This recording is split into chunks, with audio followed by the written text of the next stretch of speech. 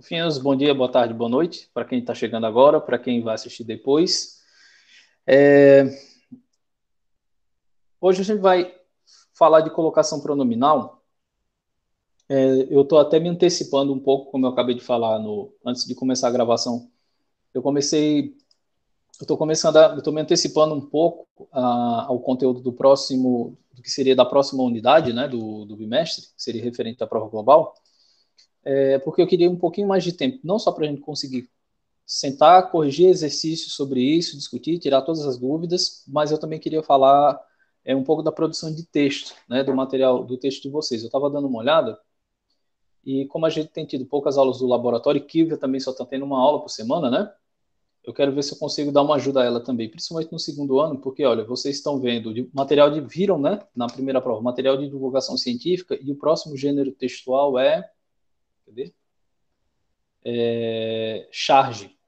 E assim, eu não posso deixar de falar de charge, tirinhas, cartoons para vocês, porque a gente, mais uma vez, não sabe como vai ser o Enem esse ano, e toda essa baboseira que a gente já está cansado de ouvir e de discutir.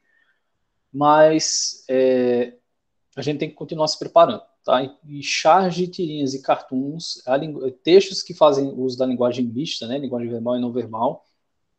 Eu não vou dizer que eles são predominantes, mas eles têm uma importância muito grande na prova do Enem. Então, eu quero ter tempo da gente sentar e analisar várias coisas além do material que está aqui, beleza? Já me programei, a gente tendo essas aulas extras, dá certo a gente ver tudinho até a prova, tá bom? Então, para a gente não perder mais tempo, vamos para a nossa aula de hoje, que é colocação pronominal. Então, o que nós vimos até agora? Vimos os verbos, né, a classe de palavras dos verbos, estudamos a morfologia deles. Estávamos vendo a relação do verbo agora com os nomes, né, em relação à questão da concordância, né? E agora nós vamos entrar na relação do verbo com seus objetos. E, especificamente, um conjunto de objetos, né, ou a representação de um conjunto de objetos que exige um certo cuidado, que são os pronomes. Então, a gente vai fazer um estudo hoje, e aí eu espero conseguir fazer isso em 45 minutos, é, de todos os casos de colocação pronominal, porque, na verdade, é algo que vocês já viram, né, no ensino fundamental. Vocês viram o que é a colocação pronominal, então não é algo que seja estranho, talvez vocês não lembrem das regras, ou pelo menos da maioria delas, mas a gente vai ver aqui que, na verdade, não é nada tão complicado. Então, uma questão crucial para vocês entenderem a colocação pronominal é que ela é principalmente uma questão de eufonia, certo? Rodolfo, o que é eufonia? Eufonia vem de som, mas não é qualquer som, é um som agradável. E quando a gente diz agradável, não é no sentido de ser bonito, né? Não é como uma música, não é nesse sentido da musicalidade da conversação das palavras. É no sentido de ser agradável, não apenas para quem ouve, né? Porque consegue compreender bem o que foi falado, como também é uma questão de pronúncia. Então, quando a gente faz uso de pronomes em algumas situações específicas, a gente se procura. Na verdade, isso não cabe só aos pronomes, isso aí cabe para inúmeras situações. Você tem que tomar existe esse cuidado com a possibilidade das pessoas compreenderem, né, o som que está sendo produzido com quem ela se comunica. E uma das situações que entram nessa questão da eufonia é o uso dos pronomes oblíquos, tá? É a maneira como você vai usar esses pronomes oblíquos. Então, quando a gente estiver falando em colocação pronominal, a gente vai falar principalmente dos pronomes oblíquos. Agora, não são quaisquer pronomes oblíquos. Pausa nessa parte da colocação e vamos entender aqui o porquê que a gente tem que estudar a colocação pronominal. Quando você tem deixa eu ver se eu consigo reduzir aqui para eu dar um exemplo. Deixa eu sair do modo de apresentação, porque aí eu quero escrever. Vou criar um slide aqui rapidinho, tá? Só para vocês entenderem o que eu vou fazer aqui. Veja só.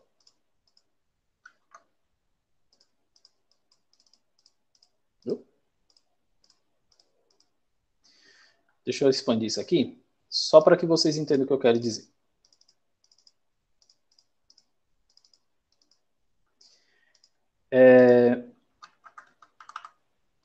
Estou entendendo porque ele está dando erro. Vamos lá. Digamos o seguinte, deixa eu só adicionar um aqui. Rodolfo comprou um carro, por exemplo. Quando você constrói uma frase com verbo, a gente já estudou a chamada transitividade verbal, não foi assim? E nós vimos que o verbo comprar, ele é um verbo que demanda uma complementação. O que é que isso significa? Que se eu digo apenas que Rodolfo comprou, na verdade eu não estou dizendo nada.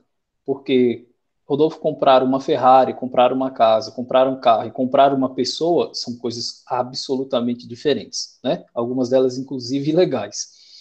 Então, a ideia de comprar, ela pede uma complementação porque nem todas as compras são iguais, tá? A ação de comprar nem sempre é igual. Então, a ideia de comprar demanda que você indique para o seu interlocutor o que é que foi comprado. Então, quando eu digo que um carro foi comprado por Rodolfo, né, o Rodolfo comprou um carro, isso aqui é o nosso objeto, beleza? Estou falando nada do que a gente já não tem discutido aqui. Esse objeto aqui, ele pode ter aparecido em alguns contextos na construção da comunicação que eu tive. Por exemplo, Rodolfo foi...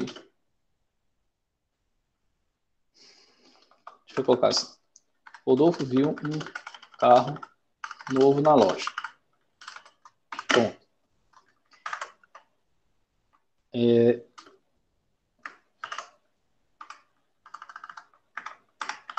Rodolfo comprou ele na promoção.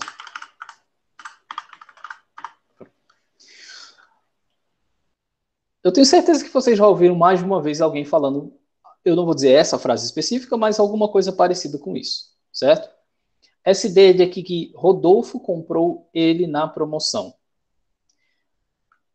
Inclusive, repetindo aqui Rodolfo duas vezes, né? Criando um eco aqui que na produção de texto é algo bastante reprovável. Mas eu fiz questão de deixar aqui para mostrar isso aqui para vocês. Então, o que é que acontece?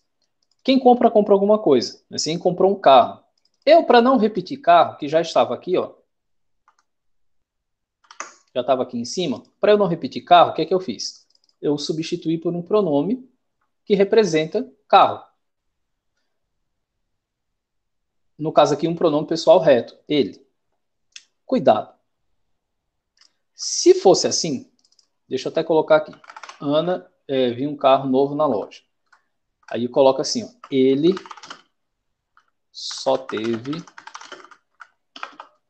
um dono. Rodolfo comprou ele na promoção. Eu repeti o ele aqui, mas não tem nada. Coloquei o ele aqui para me referir a carro, mas só para vocês entenderem o que é que eu quero dizer. Percebam que aqui é o mesmo pronome, não é isso? É o mesmo pronome. Só que as funções desses pronomes aqui, nessa construção, nessa expressão, são diferentes. Ele é um pronome pessoal reto, tanto aqui como aqui. Mas a função que esse ele exerce nessa construção é a função de sujeito. Ele só teve um dono. Quem é que só teve um dono? De quem é que eu estou falando? Estou falando dele. Quem é esse ele? É esse carro aqui. Esse ele aqui está como sujeito dessa oração. Show. Rodolfo comprou ele na promoção. Quem é esse ele? Esse ele continua sendo um carro, concorda? Eu continuo fazendo referência ao carro. Até aí não tem problema. Qual é o problema? É porque eu estou usando ele aqui como objeto do verbo. Quem compra, compra alguma coisa, não é assim? O verbo é um verbo transitivo e direto. Comprou o quê? Comprou um carro. Só que como eu já tinha repetido carro no contexto, fica estranho, né? Eu fazer uma construção repetindo o carro de novo. Fica um eco dentro da minha construção. Então, para evitar repetir carro, eu fiz uso de um pronome pessoal. Só que eu usei o pronome pessoal errado. E aí é que a gente vai começar a estudar agora as regras de colocação pronominal. Então, o que acontece? Deixa eu só sair aqui. O que acontece? Quando você vai fazer uso de pronomes pessoais para fazer vezes de objeto, ou seja, ao invés de você colocar um carro, você coloca um pronome para fazer a função de objeto, você não pode usar qualquer pronome pessoal reto. Você tem que usar os pronomes pessoais retos específicos. que no nosso caso, no caso da língua portuguesa, são os pronomes pessoais oblíquos, tá? Você tem pronomes pessoais retos, eu, tu, ele, nós, vós, eles, e você tem os pronomes pessoais oblíquos, às vezes mais de um para corresponder aos pronomes pessoais retos. Então, por exemplo, me, mim, comigo para a primeira pessoa, te, ti, contigo para a segunda pessoa, e por aí vai. Então, nós usamos os pronomes oblíquos. Agora, não são todos os pronomes oblíquos. Porque, por exemplo, comigo é um pronome oblíquo referente à primeira pessoa. Só que ele não é átono, ou seja, ele tem um som que se distingue. Rodolfo, qual é a diferença de átono para tônico? O pronome oblíquo átono, ou um som átono, na verdade, ele é um som sem força. Ele normalmente tem que se ligar a uma outra vogal, a uma outra sílaba, desculpa, que tem ênfase na pronúncia, que você consegue perceber aquela pronúncia com mais facilidade, e aí ele se une a essa sílaba para que ele se faça perceptível dentro da construção. Isso é um pronome oblíquo átono. Um pronome oblíquo tônico não precisa, tanto que quando você ouve a palavra comigo, esse mi fica bem claro, porque comigo é uma palavra trissílaba, e ela tem uma posição, ela tem uma das suas sílabas como sendo tônicas, né? Comigo, ela é uma palavra paroxítona, ou seja, ela tem em algum momento ela tem força na sua pronúncia. Então, primeira coisa de tudo, quando é que você vai usar os pronomes oblíquos aqui no contexto da colocação pronominal? Quando eles forem funcionar como objetos do verbo, tá certo? Então, você tem um verbo transitivo que pode ser direto ou indireto, ou transitivo direto e indireto. Você não quer usar um substantivo que, por exemplo, pode já ter sido repetido no contexto. Você não quer usar novamente esse substantivo. Você quer fazer uso de uma outra palavra para fazer referência a ele, então você pode usar um pronome. Só que tem que ser um pronome oblíquo átono, certo? Então, você vai usar os pronomes oblíquos átonos como objetos do verbo, tá bom? E não é qualquer pronome oblíquo, é o pronome oblíquo átono. Quem são os pronomes oblíquos átonos que nós vamos utilizar? São esses aqui. Me para a primeira pessoa, do singular, né? Que fique claro. Ti para a segunda pessoa. Si, o, a, lhes para a terceira pessoa do singular. Nos para a primeira do plural. Vos para a segunda do plural. Os, as e lhes para a terceira do plural. Tá certo? Então, sempre que você estiver falando em colocação pronominal, próclise, mesóclise ou ênclise, é um desses pronomes aqui. Fofos, até esse ponto aqui que eu expliquei, tá de boa? Dê um retorno no chat aí, please.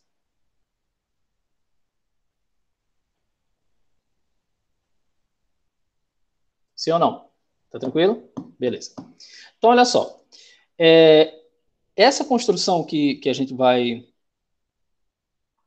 Essa construção que a gente está vendo aqui é uma construção padrão, tá? Essa questão da colocação pronominal, com esses pronomes oblíquos aí, não tem exceções, tá? Quando você estiver fazendo a colocação pronominal, o que é que você tem que observar? Em relação ao verbo, porque já que ele vai funcionar como objeto do verbo, em relação ao verbo, onde se encontra esse pronome? Então, são três posições possíveis. Ou antes do verbo, ou depois do verbo. E essa terceira aqui é no meio do verbo.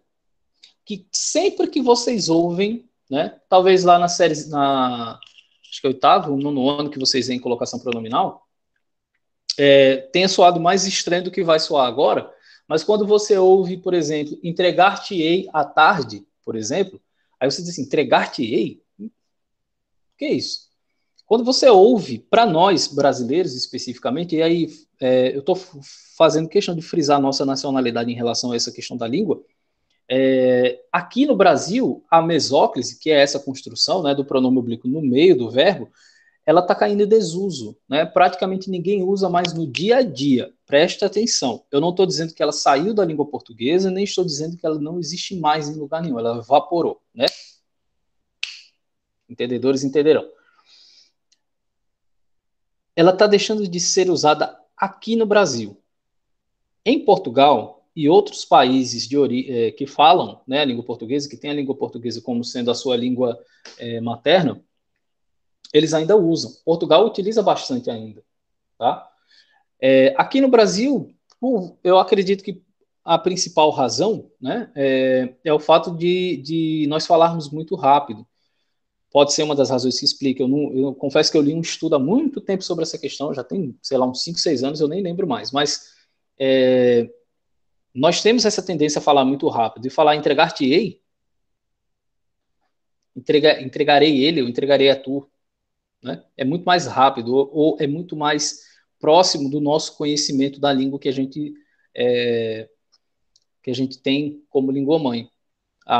Tem essa questão educacional também, né? Muitas pessoas, muitas vezes, por alguma razão, não dão tanta ênfase ao estudo da própria língua ou não têm a oportunidade para isso, e aí acabam reproduzindo as formas que elas ouvem no dia a dia. E a forma de mesóclise, por exemplo, a gente vai falar dela mais para frente, mas a forma da mesóclise não é algo comum, né? Eu já falei isso aqui em algumas outras situações. Vai para um fórum, vai para um curso de direito, vai para um curso de literatura avançada comparada, sei lá, aí você vai ouvir mesmo, né? Você vai ouvir as pessoas fazendo uso dessa construção, que faz parte daquele contexto. Nos demais, praticamente inexistente. Então, por isso ela está caindo em desuso. Mas eu vou falar desse desuso mais lá na frente. Então, quando eu estiver falando de colocação pronominal, o que é que vocês precisam lembrar? Primeira situação é o posicionamento do pronome oblíquo em relação ao verbo, ok? Segundo, por que eu faço isso? Porque esse pronome oblíquo é um objeto do verbo. Ele é um objeto direto ou um objeto indireto do verbo, tá certo? Terceiro, esse posicionamento pode ocorrer em relação ao verbo antes, no meio e depois, tá bom? Então, esses 3 pontos aqui iniciais são o básico para você entender a colocação pronominal. Por que é que existe próclise, mesóclise e ênclise na língua portuguesa? Se você começou a compreender isso aqui, o resto fica mais fácil, tá bom? Então, a gente vai começar a ver as regras agora, né, de colocação pronominal, quando é que você usa, como você tem que usar. Vou fazer o possível para falar de todas hoje, para a gente ganhar tempo para resolver, para vocês colocarem isso na prática, que é mais interessante. E aí, talvez na sexta-feira, se eu não me engano, a gente consiga colocar tudo isso em dia. Tá bom? Aliás, a gente não está atrasado, mas a gente consiga ficar adiantado para nas outras semanas a gente falar de charge, cartoon e tirinha, certo? Então, o que é a chamada próclise? Próclise é quando você coloca o pronome oblíquo antes do verbo, tá certo? Quando é que essa próclise acontece? Normalmente, em sala de aula, eu começo de trás para frente. Como assim? Eu começo falando da ênclise, depois eu falo da mesóclise e depois eu falo da próclise. Por que eu faço isso? Porque quando eu falo da ênclise, eu vou falar de 2 regrinhas bem simples. Quando eu falo da mesóclise, eu vou falar de 2 regras mais simples ainda. O que não é ênclise e o que não é próclise, o que não é ênclise e o que não é mesóclise, é próclise. E aí a próclise tem um monte de situações. Aí fica mais fácil, na minha compreensão, fica mais fácil para vocês entenderem, entendendo quando você usa ênclise e mesóclise, porque são só 2 regras cada uma, né? Basicamente são só 2 regras. O resto é próclise e algumas exceções que a gente vê depois, mas fica mais simples, tá? No slide eu vou manter aqui na ordem que tá, até mesmo porque vocês estão tendo a oportunidade de ir acompanhando aí. Mas a gente vai falar na ordem aqui, mas isso não vai interferir, tá bom? Então, olha só. Primeiro, o que é a próclise? É a colocação do pronome oblíquo antes do verbo, certo? Mi, o ti, o si, o o, au, o lê. Você coloca antes do verbo. Então, por questões de eufonia, como a gente falou, né? Por questões de uma boa pronúncia, existem palavras que nós chamamos de palavras atrativas de próclise. Ou seja, quando você faz a construção, pode até ser que você tivesse uma regra ali, ou uma situação que explicasse você fazer uso de uma ênclise ou de uma mesóclise. Só que da maneira como a frase é construída, você tem que fazer essa construção como sendo uma construção proclítica, tá? Por quê? Porque existe uma palavra atrativa. Então, primeira coisa aí, ó. Existem palavras na língua portuguesa que atraem a próclise. Quando eu digo atraem, vocês entendem por obrigam o uso da próclise, certo? A maioria delas obriga. Tem 1 ou 2 casos facultativos, mas a maioria delas obriga. Então você tem que colocar o pronome mais próximo dessa palavra atrativa. Vamos ver os exemplos aqui. Então, palavras que têm sentido negativo. Nada, nem, não, nunca, jamais. Sempre que você tiver uma palavra que tem esse valor negativo, aí você deve aproximar o pronome dela. Então, por exemplo, olha, nada nos preocupava naquele tempo. Esse nos aqui, ó, se refere a quem? A nós, né? Primeira pessoa do plural. Você não vai dizer assim, ó, nada preocupava a gente naquele tempo. Dizer você pode, né? Escrever, eu já não sei se é o mais esperado da gramática padrão, né? e em termos de colocação pronominal não seria o correto. Ou o que é mais interessante, né? Nada preocupava a nós naquele tempo, né? Não fica legal. Não existe, tá? Não é, do ponto de vista gramatical, essa construção não existe. Você não vai usar o pronome pessoal reto, nós, depois do verbo preocupava. Você tem que usar o pronome oblíquo, e nesse caso específico, antes do verbo, porque ali você tem um nada, certo? Então fica assim, nada, palavra atrativa de valor negativo, nos, pronome oblíquo, funcionando como objeto do verbo, e preocupava o verbo transitivo indireto, né? Porque preocupar quem, né? Nesse sentido. Então, nada nos preocupava. Rodolfo, e se não tivesse essa palavra atrativa? Ia ficar assim, ó, nos preocupava naquele tempo? Ficar não vai, do ponto de vista gramatical, porque aqui você estaria iniciando uma frase com pronome oblíquo, né? Aí, nos preocupava naquele tempo. Aí você vai dizer assim, mas Rodolfo, eu falo assim todo dia. Me dá um pedaço, me empresta o lápis, me empresta a borracha, te entrego mais tarde, né? Realmente, a gente fala. E é quando eu falo a gente, eu estou me incluindo nessa construção, certo? Até mesmo por uma questão de inteligibilidade, ou seja, de possibilidade de ser compreendido. Por incrível que pareça, a gente tem que fazer uma construção que, do ponto de vista gramatical, não é correta. Porque, às vezes, dependendo da pessoa com quem você se comunica, né, o nível de linguagem dela não está no mesmo nível que o seu. Então, você tem que dar uma baixadinha para que essa pessoa consiga compreender. E entenda que eu não estou menosprezando ninguém quando eu falo assim, não. Tá? Muito pelo contrário. Na verdade, quando você consegue perceber que a pessoa não tem o mesmo nível de linguagem que o seu, e você baixa o seu nível de linguagem, na verdade, você está sendo humilde o suficiente para entender que nem todo mundo teve as mesmas oportunidades linguísticas que você. Então, nem todo mundo teve a oportunidade de ler um livro, nem todo mundo teve a oportunidade de assistir um filme, de conversar com pessoas que têm um ambiente cultural rico, né, que você acaba fazendo parte daquilo ali, acaba crescendo junto com aquilo ali. Então, quando você diminui o seu nível de linguagem para uma pessoa que perceptivelmente não tem o mesmo nível que o seu, na verdade você está sendo humildão, né? Você está fazendo o possível para que a comunicação aconteça. E então, às vezes, e eu estou falando de mim enquanto professor de língua portuguesa, mas basicamente todo mundo faz isso, né? A gente, para se fazer entender, às vezes a gente dá uma diminuída, e essa diminuída, às vezes, do ponto de vista gramatical, significa cometer alguns erros, mas são erros que, do ponto de vista da comunicação, são válidos porque a gente está se fazendo entender. E não sou eu que defendo isso, né? Uma série de pesquisadores aí da língua portuguesa defendem, os chamados linguistas, defendem que se a pessoa conseguir compreender, show. Então, eu não tenho que estar me preocupando com gramática. Óbvio que existe uma importância inegável para a gramática, porque se não fosse ela, a gente estaria falando cada um o idioma próprio. Então, a gente precisa de um padrão para seguir. Agora, a gente tem que aprender a ser flexível o suficiente para, dentro do contexto de comunicação, flexibilizar quando é que a gente pode quebrar ou não alguma outra regra, tá bom? Então, para também acabar com esse discurso, porque tem gente que defende que o importante é se comunicar, então a gente pode falar do jeito que a gente quiser. Não é assim que eles falam, não, certo? Mas vamos deixar essa discussão para depois. Então, a frase aqui, ó, nada nos preocupava, tem uso de próclise, por quê? Porque essa palavra atrativa me obriga a colocar o pronome próximo dela. Se não tivesse essa palavra atrativa, na comunicação cotidiana, nos preocupava naquele tempo, beleza. No texto escrito, preocupava-nos, tá certo?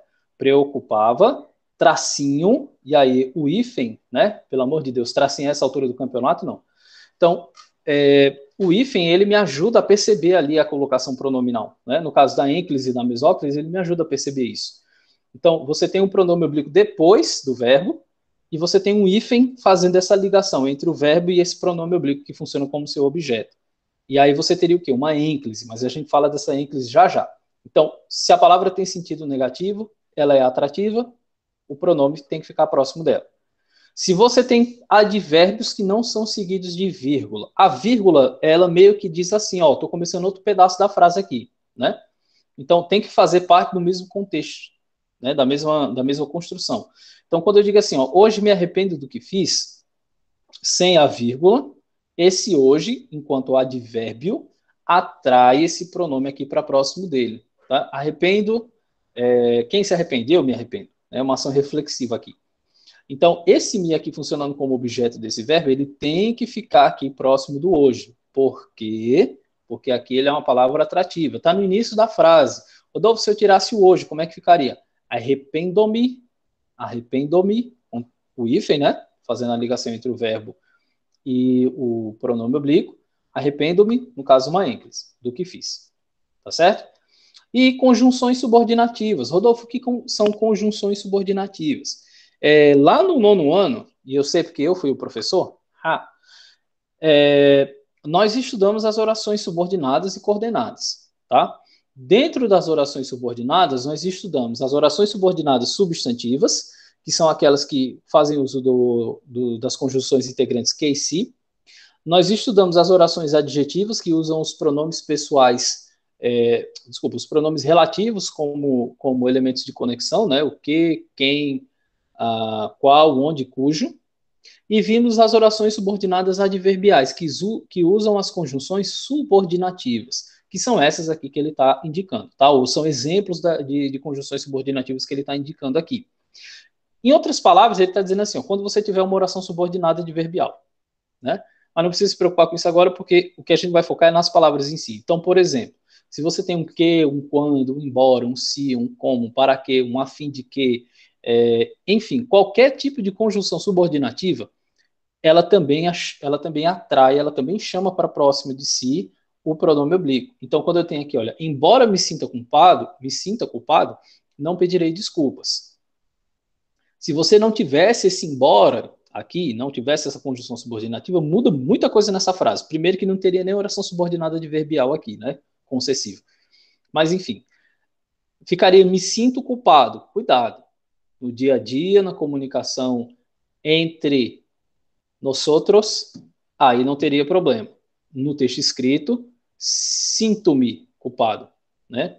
Ou sinta-me culpado. Nesse caso seria sinto-me, né? Mudaria até a construção do verbo, né? Para que você adequasse. Mas ainda assim não seria uma próclise, seria uma ênclise, tá bom? Fofuras, até esse ponto aqui, show de bola, tranquilo, favorável? Tem alguma dúvida? Sim ou não? Eu tô começando a desconfiar que vocês estão fazendo assim, ó. Vocês ligam o celular, aí deixa virado para cima, aí saem, vão fazer alguma coisa, e aí quando ouve alguém chamando, aí corre para perto do celular para responder, né? Tenho quase certeza que é isso que está acontecendo. Mas vamos lá. Eu vou começar a fazer pergunta aleatória aqui no meio da aula. Vamos lá. Então, olha só. Mas eu vi Loane falando aí, foi boa? Foi boa, mas não foi ideia não, viu? Então, olha só. Então, essas primeiras situações aqui de palavras atrativas, mais algumas que também acabam atraindo, né? Pronomes relativos, indefinidos e demonstrativos. Eu não vou focar em falar de cada um deles, porque aqui é a ideia mesmo. Você tem uma palavra que atrai o pronome para próximo dela. O pronome relativo são aqueles que vocês já conhecem, que, quem, onde, qual e cujo, certo? Eles servem para fazer referência a um termo que já foi mencionado em outra oração. No caso do cujo, ele ainda tem uma capacidade de fazer uma catáfora e anáfora ao mesmo tempo, né? Ele tem um termo possuidor e um termo que é possuído, o antecedente e o sucessor. Mas a questão é, um pronome relativo atrai próclise. Pronomes indefinidos, aqueles pronomes que a gente usa quando a gente não sabe exatamente a quem se refere.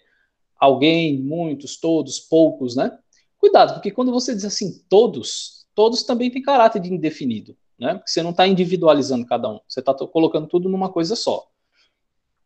E os pronomes demonstrativos, este, esta, aquele, aquela, aquilo, e por aí vai. Todos esses pronomes têm a capacidade também de indicar uso de próclise, né? De obrigar, e preste atenção que eu estou usando a palavra obrigação, aqui não é faculdade, aqui você não tem opção. Então, por exemplo, ficamos em uma colina de onde se avistava o mar. Cadê aqui? De onde se avistava o mar. Esse se aqui, ó, é o pronome oblíquo, que está sendo atraído aqui por esse pronome relativo. Rodolfo, então é um pronome atraindo o outro? É, um pronome atraindo o outro pronome, certo? Os pronomes indefinidos, né? Todos me deram apoio. Pronome oblíquo, né? Pronome pessoal oblíquo. próximo do todos, que é um pronome indefinido, tá? Deram a quem? Deram a mim, né? Todos me deram apoio. Alguém me telefonou? Esse me também, ó, relacionado a alguém. Alguém quem? Qualquer um. Não sei exatamente quem. Indefinida a pessoa a quem eu me refiro. Então, o me aqui também está sendo atraído pelo alguém, que é um pronome de caráter indefinido, tá certo? E os demonstrativos, aquilo lhe fez muito bem. Lhe, pronome oblíquo de terceira pessoa do singular, atraído pelo pronome aquilo, que é o pronome demonstrativo, tá certo? Fez a quem? Fez a mim. Fez o que e a quem, né? Fez muito bem a mim. Preste atenção que, nesse caso da terceira pessoa, mais para frente eu vou falar de quando é que ele funciona como objeto direto ou indireto, tá? Eu acho que eu vou deixar para falar isso nos exercícios, porque eu quero mostrar caso a caso. Mas tem uma casquinha de banana aí, certo? Em relação à função do pronome oblíquo enquanto objeto. Que tipo de objeto, especificamente falando, ele está representando? Se é um objeto direto ou indireto. Alguns dependem do contexto, alguns dependem da construção. Eu falei a mesma coisa de forma diferente. Eles dependem da construção da frase, né? Do tipo de verbo que você tem para você fazer o uso do objeto, a necessidade do verbo, né? Se ele precisa de um objeto direto, um objeto indireto, se ele precisa dos dois. E aí vai depender do verbo em si. Só que aí você tem que observar, que aí era a ideia do contexto que eu ia falar, que um mesmo pronome, em um contexto, pode funcionar como objeto direto, em outro pode funcionar como objeto indireto. Mas eu vou deixar para falar isso mais para frente, tá certo? Então, os pronomes relativos, indefinidos e demonstrativos também são atrativos de próprise. Até aí, fofuras, tranquilo, favorável? Posso continuar? Corre que dá tempo de pegar o celular. Aí, isso aí não foi mais rápido. Então, vamos lá. Quando você tem frases que têm valor interrogativo ou exclamativo, você pode usar a próprise. Em algumas situações você é obrigado, em outras situações você pode utilizar, né? A maioria delas a gente vai tratar como obrigatório, para vocês não errarem, certo? Então, quando você diz assim, ó, quem lhe entregou a carta? Cuidado, que aqui não é única e exclusivamente o fato da frase ter valor interrogativo, ou seja, ter valor de pergunta.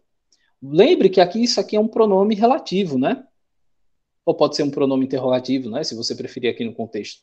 Mas ele é um pronome relativo. E se ele é um pronome relativo, ele chama próclise. Ele pede para que o pronome se aproxime dele. E quando eu digo pede, ele diz assim, ó, vem. Ele obriga o pronome a se aproximar dele. Então, nesse contexto aqui, próclise também.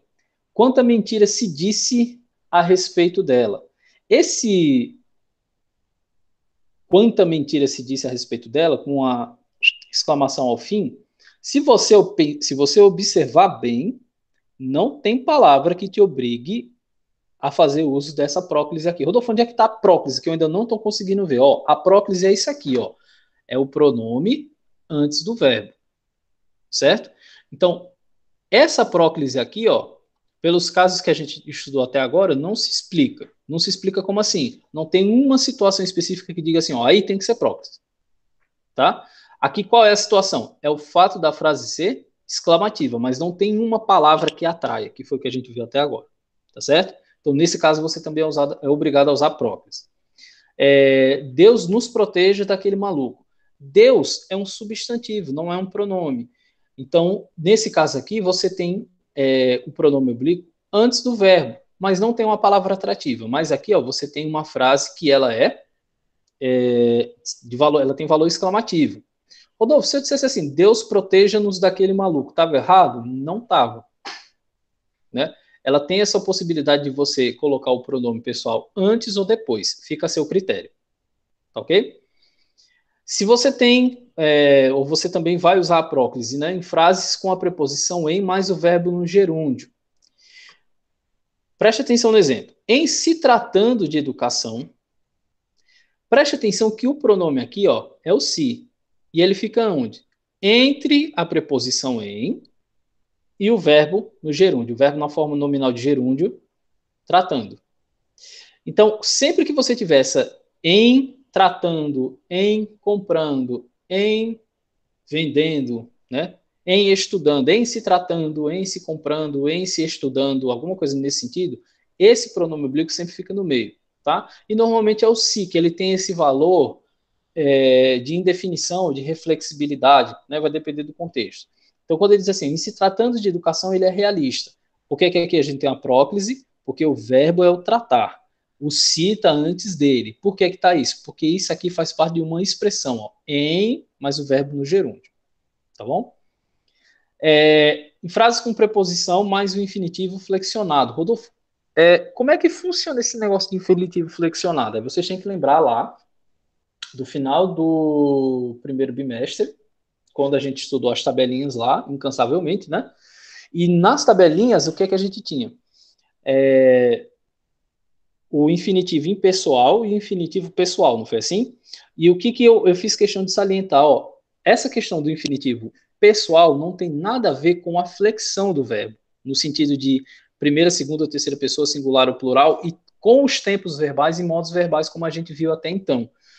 Na verdade, aqui é uma questão de concordância verbo-nominal. É você manter o singular com singular, o plural com plural, é manter as regras de concordância verbo-nominais respeitadas.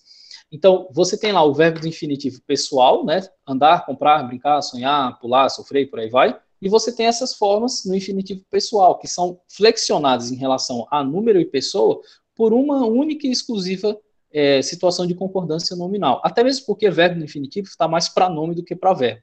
Então, comprarmos, vendermos, sonharmos, nesse caso, não indicando uma ação, mas sim o nome da ação em si e quem realiza, né? Então, esse verbo aqui, no caso do gerúndio, ele tem esse valor nominal, tá certo? E no caso aqui do infinitivo flexionado, é isso aqui, ó. A situação levou-os a se posicionarem contra a greve. Preste atenção que aqui, olha, você tem a preposição a se posicionarem, esse posicionar aqui sendo o verbo no infinitivo, só que na sua forma flexionada, né, da eles se posicionarem, terceira pessoa do plural, mas não é flexionado em tempo e modo, é flexionado só em número, tá? É só uma questão de concordância verbo nominal. E aqui está o seu pronome oblíquo entre a preposição e o seu verbo no infinitivo pessoal, tá certo? Rodolfo, esse os aqui, ó, esse os aqui é uma outra colocação, né? Aqui é uma colocação de ênclise. Você tem o verbo e você tem o pronome oblíquo depois desse verbo. Então, esse os aqui, em relação a esse verbo, representa uma ênclise. Mas aí a gente vai falar disso depois, ok? Pronto, eu vou falar disso aqui e a gente acaba a aula. Então, os casos facultativos de prótese. Rodolfo, como assim facultativo? Eu já falei disso aqui para vocês em outras ocasiões. Faculdade, no sentido de escolha, tá certo? Então, quando eu estou falando de casos facultativos, eu estou falando de situações em que eu posso ou não usar a prótese, tá? Estava falando de crase, na aula anterior eu estava falando de crase com os meninos do primeiro ano, e lá tem os casos de crase facultativo, né?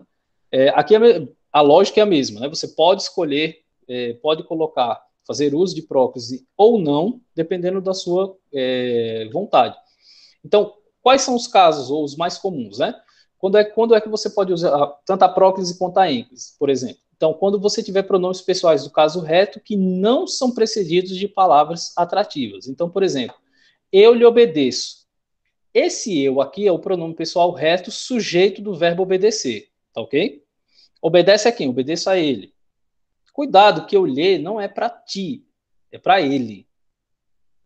Porque às vezes eu lhe entrego mais tarde, dizendo como se fosse eu te entrego mais tarde. O lhe é de terceira pessoa, é para ele, é de outra pessoa, não é o segunda pessoa, não é o tu, não é o ti, que é para você com quem eu estou conversando. Então, quando eu digo assim, eu lhe obedeço, eu tenho o pronome pessoal do caso reto, tenho o pronome oblíquo aqui próximo dele e tenho o verbo depois do pronome pessoal oblíquo. Então, aqui eu tenho uma próclise. Mas, se eu quiser, eu posso fazer uma ênclise. Eu lhe obedeço ou eu obedeço-lhe.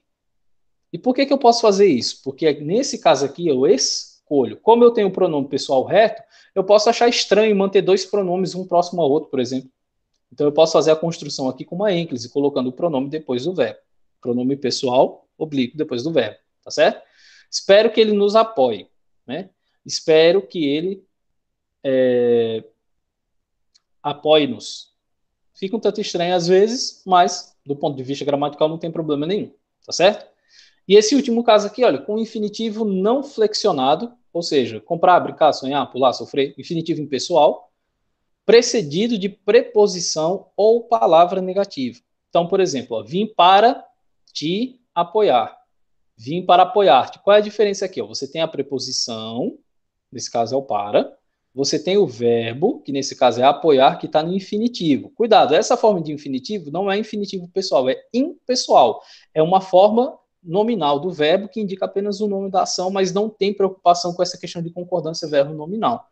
Então aqui, ó, eu posso colocar o pronome entre a preposição e o verbo, vim para te apoiar, ou então eu posso colocar o pronome pessoal oblíquo depois do verbo, fazendo uso de ênclise. Vim para apoiar-te. Rodolfo, qual das duas está certa? As duas. Quando você tem algo que é facultativo, significa dizer que as duas ou mais formas são corretas, tá bom? Então, nesse caso, nesse último caso aqui, ó, espero não o encontrar ele, né? Que não é a construção correta. O correto é do jeito que está aqui com o pronome oblíquo. Então, espero não o encontrar. Ou espero não encontrá-lo. Eu saí de uma próclise para uma ênclise. Tem problema? Absolutamente nenhum, porque aqui nesse caso não existe essa ideia. Nesse caso aqui você tem um verbo no infinitivo, né, impessoal. E aí você escolhe, tá certo? Que é uma das regras do infinitivo. Tá bom? Fofos. Dúvidas, questões, perguntas, choramingos, reclamações, vontade de voltar para a cama? Dê um retorno aí.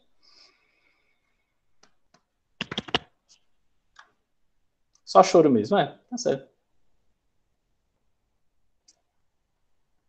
Beleza. Então, olha só, para as duas pessoas que me responderam, porque o resto colocou o celular ligado lá, para amanhã ouvir que tá assistindo a aula, e saiu para fazer outra coisa. Eu vou começar a pedir para as mães aparecerem nessas câmeras aí, né? Para ter certeza que vocês estão assistindo. Vamos lá. Então, ó, vou parar por aqui. A gente começa na próxima aula mesóclise, né? Então, no caso, na sexta-feira à tarde eu vou terminar isso daqui e vou tentar me alongar um pouquinho mais para a gente fazer a correção de exercícios, beleza? A gente para em mesóclise. Vou mandar para vocês agora uma parte da atividade de concordância verbal. Vou mandar já uma atividade com a parte de colocação pronominal. Tá tudo num arquivo só, aí vocês vão escolher o que é que vocês vão fazer. Tem o gabarito no final. Eu recomendo, óbvio, que você tente resolver, porque você fazer Mano sim, Letícia. Você fazer com o gabarito e ficar olhando, você não está aprendendo nada. O gabarito é para depois que você terminar tudo, aí você vai tirando as dúvidas, certo? Tem um gabarito já lá, mando tudo no Drive, no Drive não, no sala de aula agora, e aí a atividade de concordância verbal fica para sexta-feira, tá certo? Pois ó, saudades, cheiro no cangote aí de todo mundo. Quer dizer, não de todo mundo, porque tem gente que provavelmente nem banho tá tomando nessa quarentena, mas é assim mesmo, né? Cada um com suas preferências pessoais. Fofinhos, até mais e vou subir a aula em seguida, beleza? Tchau, tchau.